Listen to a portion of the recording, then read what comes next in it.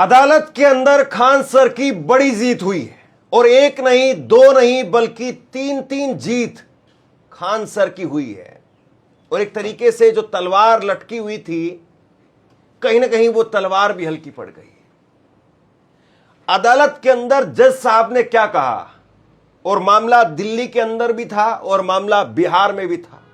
बिहार में भी एक जज साहब पटना में खान सर का मामला सुन रहे थे और पटना वाले जज साहब ने क्या कहा और दिल्ली वाले जज साहब ने उन्होंने क्या कहा। और अंजना ओम कश्यप जानना ना दो कोड़ी, जो अंजना ओम कश्यप गई थी 2 करोड़ रुपए का जुर्माना मांगने के लिए, जुर्माना लगाने के लिए, हर्जाना मांगने के लिए, वो अंजना ओम कश्यप उनको भी झटका लगा है। और उस मामले के अंदर जिसमें अंजना ओम कश्यप 2 करोड़ रुपए मांग रही थी, उस मामले में दिल्ली वाले जज साहब ने यानी हाई कोर्ट ने, दिल्ली की अदालत ने क्या कहा है। पटना के अंदर जो जज साहब बैठे हुए थे फायरिंग वाले मामले में उन्होंने क्या कहा है, और तीसरी जीत जहां पर उनके प्रतिद्वंदी उनको लेकर के जज ने क्या कहा, तीनों चीजें मैं आपको बताने वाला हूं। देखिए, कल भी मैंने आपको खबर बताई थी कि खान सर के मामले में जिस तरीके से खान सर के साथ में जो कुछ हुआ है, बहुत एक तरीके से दुनिया के लिए सरप्राइजिंग है कि भाई कैसे एक आदमी को 1 हफ्ते के अंदर निपटाने की पूरी तैयारी हो चुकी है। और उनके जैसे इस वक्त में कोचिंग सेंटर पर फीता चलाया जा रहा है, कोशिश तो यह दिखाई दे रही थी कि खान सर की बीती रात गिरफ्तारी हो जाए और आज तस्वीरें निकल करके सामने आए कि खान सर के जो कोचिंग सेंटर है उन पर बुलडोजर चलता हुआ दिखाई दे। लेकिन खान सर की गिरफ्तारी के ऊपर कोर्ट ने रोक लगा दी है। फायरिंग वाले मामले में जिसमें ना किसी को गोली लगी और ना उस मामले के अंदर खान सर ने बंदूक पकड़ी, ना उन्होंने गोली चलाई, और उस मामले में खान सर की गिरफ्तारी वो सुनिश्चित की जा रही थी, लेकिन खान सर की उस मामले में अब गिरफ्तारी नहीं होने जा रही है। और यही जो है वो कोर्ट ने बड़ा फैसला दिया है। अंजना ओम कश्यप को लेकर के दिल्ली हाई कोर्ट ने क्या कहा है मैं कुछ देर में आपको बताता हूं, लेकिन पहले पटना में जो कुछ हुआ है जहां पर सीधे गिरफ्तारी पर बात आ गई थी, वो मामला बहुत गंभीर, उस पर सुनिए जरा जज साहब क्या कह रहे हैं। फायरिंग मामले में खान सर की अग्रिम जमानत याचिका पर मंगलवार को पटना सिविल कोर्ट में सुनवाई हुई। कोर्ट ने खान सर की गिरफ्तारी पर रोक लगा दी है। पुलिस से केस डायरी की भी मांग की है। सोमवार को याचिका दायर की गई थी। मतलब पुलिस को अब बताना पड़ेगा। केस डायरी का मतलब क्या होता है? केस डायरी का मतलब यह होता है कि आप ये बताएंगे पूरा घटनाक्रम कैसे हुआ, किसका फोन आया, किस तरीके से आया, कौन गया, फिर क्या हासिल हुआ, क्या आपने जांच पड़ताल की है, किसके बयान आए हैं, आपको क्या ऐसा लगा कि आपको खान सर की गिरफ्तारी की जरूरत है। ये तमाम चीजें अब केस डायरी बना करके पुलिस को वो अदालत को सौंपने होंगे। और फिलहाल अदालत ने उनकी गिरफ्तारी पर रोक लगा दी है। कोर्ट ने अपने आदेश में कहा है कि अगले आदेश या अगली सुनवाई तक संबंधित व्यक्ति के खिलाफ कठोर कार्रवाई या दबावपूर्ण कार्रवाई ना की जाए। खान सर की तरफ से पेश हुए वकील अरविंद कुमार महुआर ने कोर्ट से कहा कि गोली आत्मरक्षा में चलाई गई, किसी तरह से भय फैलाना मकसद नहीं था। खान सर के वकील ने बताया कि खान सर की अग्रिम जमानत की याचिका पर 20 जुलाई को अब सुनवाई होगी। अब 20 जुलाई तक एक तरीके से उनको राहत मिल गई है और 20 जुलाई तक खान सर किसी न किसी तरीके से अगर आप चाहें तो भैया अपना जुगाड़ लगा लीजिए, वरना चारों तरफ से घेर लिए गए हैं। निपटाने की पूरी तैयारी चल रही है भैया। मतलब एक तो होता है खबर और एक होता है खबर के पीछे की खबर। तो खबर के पीछे की खबर तो कुल मिलाकर के यही है। वरना आप बताइए कि इस देश के अंदर कितने छर्रे जो है वो गोली मारते हुए घूमते हैं। असुद्दीन ओवैसी के ऊपर गोली चल गई थी, याद है आपको? चंद्रशेखर आजाद, उनके ऊपर गोली चली थी, याद है आपको? सांसद थे वो, सरेआम गोली चली, सांसद के ऊपर गोली चली। कितने लोगों पर कहां कहां पर गोलियां चलती हैं, कौन याद रखता है साहब? और कहां वो जो जांच पड़ताल है वो कहां तक पहुंचती है? अब बताइए, उसकी असुद्दीन ओवैसी वाले मामले में, गोली चलने वाले मामले में कितने लोगों को फांसी की सजा हुई, या चंद्रशेखर आजाद वाले मामले में कितने लोगों को फांसी की सजा हो गई। और जबकि वो सांसद हैं, पुलिस कस्टडी में है और दिन दहाड़े गोली चली साहब। तो यहां तो खान सर वाले मामले में जो गोली चली भी तो हवाई फायरिंग हुआ, गोली चली भी तो वो खान सर ने नहीं चलाई, वो गार्ड्स ने चलाई। और वो गार्ड जो किसी कंपनी के गार्ड थे, उन्होंने हायर किया हुआ था उन कंपनी के गार्ड को। जैसे कि आपने एक ड्राइवर जो है वो हायर किया अपने लिए, ड्राइवर ने गाड़ी अगर किसी पर चढ़ा दी तो क्या ड्राइवर के ऊपर केस होगा या फिर जो कार मालिक है उसके ऊपर केस होगा? यही बड़ा सवाल है और यही तर्क जो है वो अदालत के अंदर दिया गया। अब जरा ग्राफिक के जरिए समझिए कोर्ट में किस तरीके से दलीलें दी गई हैं। खान के वकील उन्होंने कहा कि जो भी साक्ष्य लगाए गए हैं वो एप्लीकेबल नहीं है, आर्म्स एक्ट पिटिशनर पर एप्लीकेबल नहीं है क्योंकि उन्होंने फायरिंग नहीं की है। दूसरे पक्ष के दबाव में आकर के पुलिस ने एफआईआर की है, पुलिस ने मामले में अच्छे से इंक्वायरी नहीं की है और याचिकाकर्ता को जमानत मिलनी चाहिए।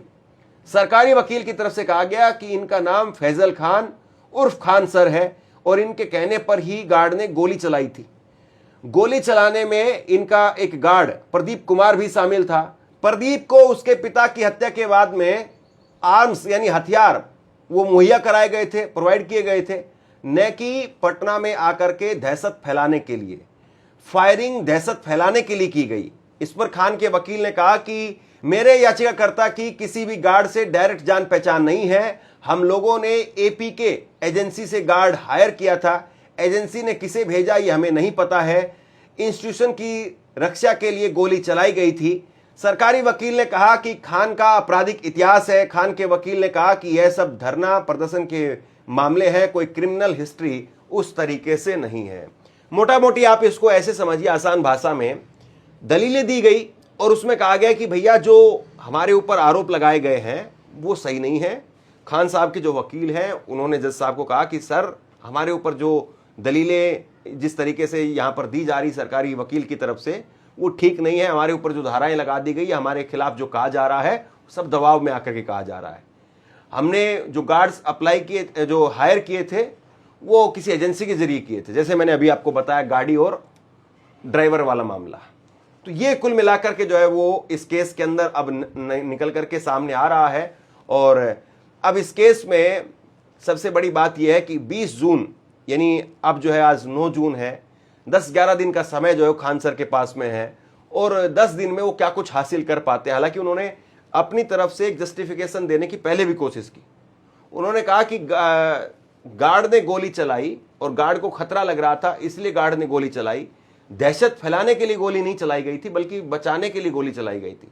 गार्ड का काम यही होता है कि अगर कहीं पर कोई खतरा आता है तो आपको गोली चलानी है, हवाई फायर करना है। हवाई फायर ही किया गया, किसी आदमी पर फायर नहीं किया गया, कहीं पर गोली लगी नहीं है। बंदूक अगर सीधी करके चलाई जाती तो समझ में आता कि किसी को डराने के लिए चलाया जा रहा है, लेकिन बंदूक ऊपर करके हवाई फायर किया गया है, यानी जान बचाने के लिए काम किया गया है। यही जो है उनका कहना है। कोई मेरे गार्ड को रात में आकर के पीटेगा तो क्या मैं उसका फूल माला से स्वागत करूंगा? ये लोग मेरी तस्वीर पर माला चढ़वाना चाहते थे, यानी ये मुझे मारना चाहते थे। ये खान सर की तरफ से जो कहा गया है। कुल मिलाकर के इस मामले के अंदर वो ये बताने की कोशिश कर रहे हैं कि साहब हमारे ऊपर जबरदस्ती हमको जो फंसाने के लिए ये सारा केस तैयार किया गया है, बाकी इस केस के अंदर बहुत ज्यादा कुछ है नहीं। मैं फिर भी ये कहता हूं कि अगर कहीं पर गोली चली है तो उस मामले में कम से कम ये तो देखना चाहिए कि गोली कैसे चली है, किस तरीके से चली है, क्यों चली है और उस गोली को चलाने की मंशा क्या थी, और वहीं से केस तय होता है। वहीं से जो तय होता है कि किस मंशा से गोली चलाई गई। अब दूसरा केस दिल्ली वाला मामला, और दिल्ली में अंजना ओम कश्यप उन्होंने दिल्ली हाईकोर्ट का दरवाजा खटखटाया था और दिल्ली हाईकोर्ट का दरवाजा खटखटा करके कहा था कि खान सर, अभिनय सर और जितने भी ये सर हैं, इन सब के जितने भी सोशल मीडिया पर जो वीडियोस हैं उन सबको हटाया जाए।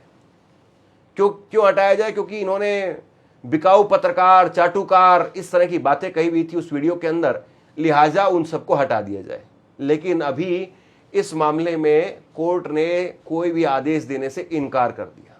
कोर्ट ने कहा कि हम फिलहाल इस मामले के अंदर कोई आदेश नहीं दे रहे हैं। जस्टिस नीना बंसल कृष्णा की वेकेशन बेंच ने खान सर समेत दूसरे कोचिंग संचालकों को जवाब दाखिल करने का निर्देश दिया है और मामले की अगली सुनवाई अब 17 जून को होगी। यानी यहां पर भी हफ्ते 10 दिन का समय खान सर को और मिल गया है।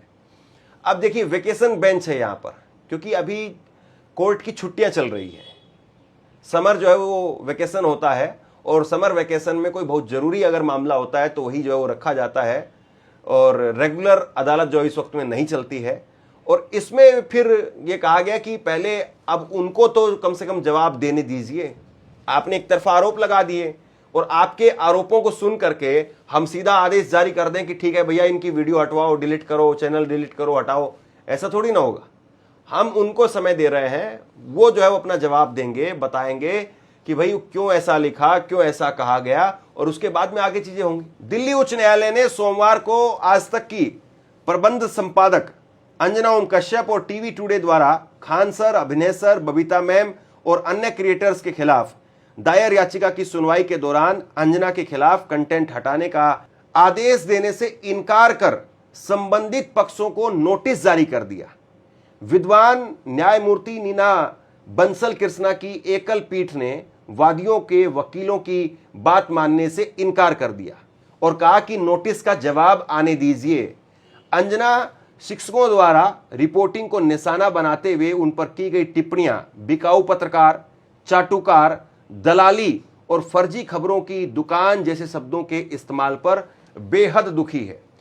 शिक्षकों की ओर से पेश हुए वकीलों ने वादियों द्वारा कथित तौर पर किए गए पोस्टों का हवाला देते हुए तर्क दिया कि यदि किसी सामग्री को हटाने का निर्देश दिया जाता है तो वादियों के स्वयं के बयानों पर भी समान मानदंड लागू होने चाहिए। यह तर्क दिया गया कि विवाद में परस्पर विरोधी दावे शामिल हैं और न्यायालय को एक पक्ष की सामग्री की चुनिंदा जांच नहीं करनी चाहिए। अंजना ओम कश्यप और टीवी टुडे नेटवर्क की ओर से पेश हुए वरिष्ठ वकील ने अदालत के समक्ष प्रस्तुत किया कि कई प्रतिवादी लगातार सोशल मीडिया प्लेटफॉर्म पर अपमानजनक, विषैली और निंदनीय सामग्री प्रकाशित कर रहे हैं, जिसे बाद में अन्य उपयोगकर्ताओं यानी यूजर्स द्वारा आगे बढ़ाया गया, प्रसारित और फैलाया गया और जिससे पत्रकार और मीडिया नेटवर्क दोनों की प्रतिष्ठा, सद्भावना और पेशेवर स्थिति को गंभीर नुकसान पहुंचा है। कुल मिलाकर के जो 365 दिन दूसरे लोगों पर जो है वो डिग्री बांटते हैं, उनको सर्टिफिकेट देते हैं, अलग अलग समुदाय विशेष के लोगों को, विपक्ष के नेताओं को, यही अंजना ओम कश्यप है। याद करिए जिनकी एक वीडियो वायरल हुई थी, जिन्होंने उद्धव ठाकरे के बेटे आदित्य ठाकरे को कहा था कि लिख करके लो ये अगला राहुल गांधी बनेगा। तो आप इस तरीके से जो है ऑफिशियली किसी को आकर के किस तरीके से ब्लेम करते हैं। क्या उस मामले में आदित्य ठाकरे ने इनको घसीटा? पता चल गया था कि इनकी नीयत क्या है, खत्म हो गई थी बात वहीं पर। और रिया चक्रवर्ती और तबलीगी जमात और ये सारे मामले तो आपको पता ही है। तो बहरहाल खान सर की जीत हुई है। और तीसरी, ज्ञान बिंदु कोचिंग के संचालक रोशन सर, उन्होंने जमानत याचिका लगाई थी, लेकिन उनकी जमानत याचिका को फिलहाल कोर्ट ने नहीं माना है और उनको जमानत देने से इनकार कर दिया है। उस मामले में भी लगातार खान सर के खिलाफ प्रोटेस्ट हो रहे हैं और जो छात्र हैं वो कह रहे हैं कि उनकी रिहाई होनी चाहिए। निष्पक्ष तरीके से वाकई जांच तो होनी ही चाहिए और जांच हो तो फिर ये भी पता चले कि ये मामला कितना सीरियस था या इस मामले के अंदर बड़े लोग, बड़े अधिकारी या दिल्ली से फोन करके और बड़े लोगों को जो है कुदा दिया गया है और इस मामले को जबरन जो है वो तिल का ताड़ बनाया जा रहा है। शेयर कीजिए इस खबर को और आप क्या सोचते हैं नीचे कमेंट सेक्शन में लिख करके जरूर बताइए। इस वीडियो को लाइक कीजिए और चैनल को सब्सक्राइब जरूर कीजिए। शुक्रिया, थैंक यू।